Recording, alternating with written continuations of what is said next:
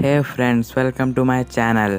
तो आज मैं आप लोगों को जिंगतू के फैनमेड कॉन्सेप्ट्स के बारे में बताऊंगा और इसका जो क्रेडिट है वो जाता है जी क्रिएशंस को। तो फिर स्टार्ट करते हैं सबसे पहले की इनफ और फिर बैटल इनफ से। तो फिर उसका जो रेयरिटी है वो रेयर होगा, फैक्शन लीजियन और फिर जो डिफ़िकल्टी है वो होगा नॉर्मल। फिर जो है उसका अटैक वो होगा 75, डिफेंस 95 और फिर रेज अटैक होगा 110। फिर उसका वेपन होगा 3 वेपन होगा, स्टाफ 100, स्वॉर्ड और फिर साय। फिर जो उसका रेंज वेपन है वो उसका साय ही होगा और ये एक यूनिक एबिलिटी है। फिर जो उसका स्पेशल किक होगा वो होगा बैटरिंग राम।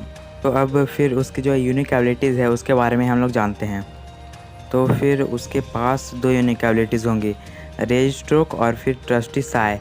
तो फिर रेज स्ट्रोक में होगा कि जब वो कुछ इनफ जब वो डैमेज ले लेगा अनब्लॉक्ड, तो फिर जो उसका रेज जो बार है वो फिल हो जाएगा और वो रेज फॉर्म में इंटर कर सकता है। तो इस फॉर्म में क्या करेगा कि वो ज़्यादा डैमेज लेगा और ज़्यादा डैमेज देगा भी, बट जो इस फॉर्म में है वो स्ट्रांगली अनब्रेकेबल रहेगा। तो जो क्रिटिकल अटैक है और फिर शैडो अटैक है वो भी उसको नहीं रोक सकता है। तो फिर सेकेंड यूनिक एबिलिटी है ट्रस्टी साय। यहाँ पर है कि जो जिंगतू अपना एक वेपन है साय, उसको रेंज वेपन के रूप में भी यूज़ कर सकता है और उसे एनिमी पर फेंकेगा और जो उस रेंज वेपन से एनिमी को 15% डैमेज आएगा और फिर उसके बाद में 10% डैमेज ओवर टाइम भी होगा। और फिर ये जो रेंज वेपन है वो सिर्फ एक राउंड में 2 बार ही यूज़ कर सकता है। तो चलिए अब डिफरेंट लेवल पर उसके टैलेंट्स को देखते हैं। सेकेंड लेवल पर सबसे फर्स्ट में है फेयर डैमेजिंग। यहाँ पर हुआ कि जो जिंगतू है उसका जो हेल्थ जब 25% से कम हो जाएगा तो वो डायरेक्ट क्या करने कर लेगा कि जो रेज डैमेज है वो देने लगेगा। ये मैटर नहीं करता कि वो रेज फॉर्म में है कि नहीं। फिर ऑप्शन में है रेंजिंग वॉरियर।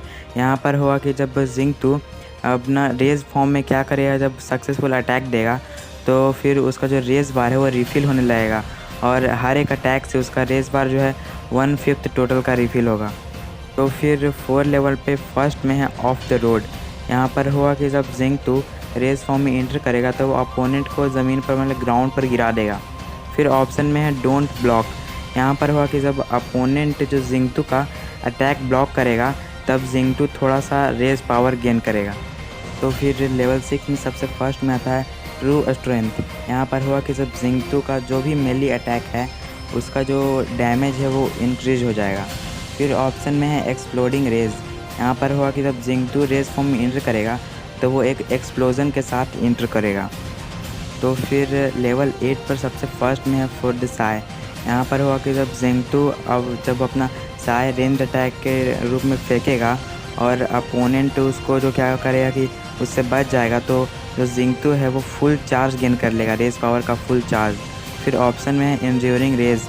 यहाँ पर हुआ कि जो रेज का ड्यूरेशन हो इंक्रीज हो जाएगा। तो फिर लेवल 10 पर सबसे फर्स्ट में है टफ बडी। यहाँ पर हुआ कि जो जिंगतू है वो कम डैमेज लेगा अपोनेंट से, पर अपोनेंट को ज़्यादा डैमेज दे सकता है। फिर ऑप्शन में है नो वन टोल्ड्स। यहाँ पर हुआ कि जो दोनों प्लेयर है वो अपना एक दूसरे का अटैक ब्लॉक नहीं कर सकते जब जिंगतू रेज फॉर्म में रहेगा तब, यानी कि जब जिंगतू रेज फॉर्म में रहेगा तब कोई भी एक दूसरे का अटैक ब्लॉक नहीं कर सकता है। सॉरी फ्रेंड्स, बट क्या कर रहा हूँ कि मैं कुछ दिन के लिए जो फैनमेड कॉन्सेप्ट्स अपलोड करता हूँ इसे स्टॉप कर रहा हूँ क्योंकि अभी मेरे पास टाइम नहीं है उसे बनाने का। तो जब मैं उसे बना लूँगा तो फिर मैं दोबारा वीडियो डालने लगूँगा। और थैंक्स फॉर वॉचिंग।